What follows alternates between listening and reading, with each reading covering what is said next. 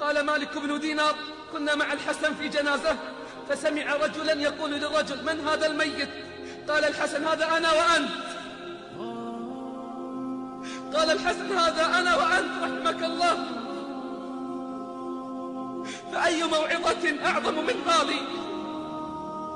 لو كان بالقلوب حياة، ولكن أسمعت لو ناديت حيا، ولكن أسمعت لو ناديت حيا، ولكن لا حياة لمن تنادي. أفق من سكرتك قبل حسرتك، وتذكر نزور حفرتك وهجران الأقارب، وانهض عن بساط الرقاد وقل: أنا تائب. وبادر تحصيل الفضائل قبل فوت المطالب، فالسائق حديث والحادي مجد والموت طالب. اسألوا المقابر عن سكانها، اسألوا المقابر عن سكانها، واسألوا اللحود عن أهلها. هل بعد الشباب إلا الهرم؟ وهل بعد الصحة إلا السقم؟ أنتم اليوم في الدور، وغدا ستكونون من سكان القبور. أنتم اليوم في الدور، وغدا ستكونون من سكان القبور. فيا أيها المغتر بصحته، أما رأيت ميتا من غير سقم؟ وأيها المغتر بطول المهلة، أما رأيت مأخوذا من غير علة؟ والله ستبيت في القبر وحدك، وسيباشر التراب خدك، وستنعش الديدان لحمك وعظمك، وستبقى رهين عملك. فاعتبر بمن مات قبلك، وربي ستندم،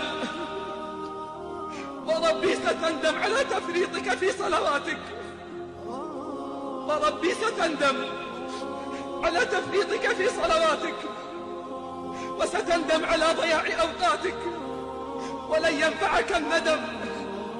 أولم نعمركم ما يتذكر فيه من تذكر، وجاءكم النذير فذوقوا فما للظالمين من نصير.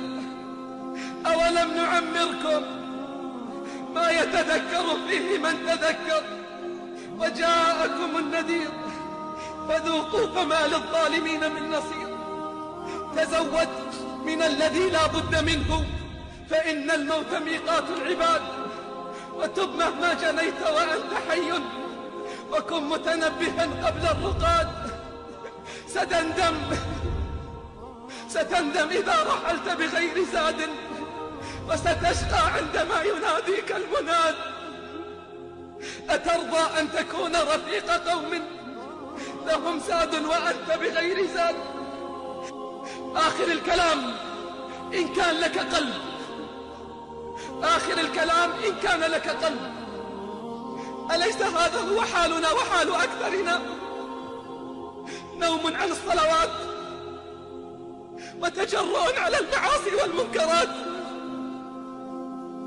سؤال أخير أسألك إياه: هل أنت راض عن حالك؟